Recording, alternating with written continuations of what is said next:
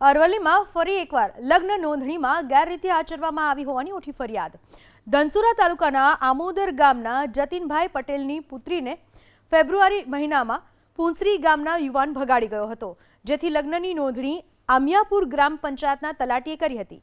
પરંતુ આ લગ્ન નોંધણી બાબતે યુવતીના પરિવારજનોએ તપાસ કરતા નિયમ મુજબ પૂરતા દસ્તાવેજો વગર જ લગ્ન નોંધણી કરી દેવામાં આવી હોવાનો ખુલાસો થયો। पुंछरी गामना लगननी कोर्ट में लगनનો हिस्सो હતો તે અમિયાપુર પંચાયતમાં ક્રમ મંત્રી તલાટીએ કરેલું આપેલું હતું। તે જે બોગસ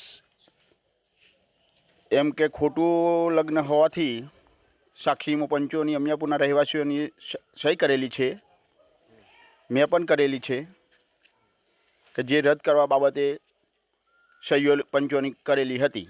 જે રેકેટ ચાલતું આવે છે એમનું વકીલ બધાનું જોડે નામ છે એમનું, તે ભિલોડાથી એમને સ્ટેમ્પ ને બધું કરાવ્યું અને અહીંયા આવીને એમને મેરેજ કર્યા છે। તો એક દિવસની અંદર તે નહીં થઈ શકતું અને રજિસ્ટ્રેશનના દિવસે એ છોકરી જીનલ જતીનભાઈ પટેલ એ અમારા જોડે ઊંઝા ધામે દર્શન કરવા આવેલ હતી। તો અમે ઊંડી તપાસ કરતાં અમિયાપુર ગ્રામ પંચાયતે આવ્યા, બાયડ જિલ્લા તાલુકાની અંદર। તો ત્યાં આગળ તલાટી સાહેબે એમને પૂછવા જતાં એમને ઘોર ઘોર જવાબ આપવાના ચાલુ કર્યા।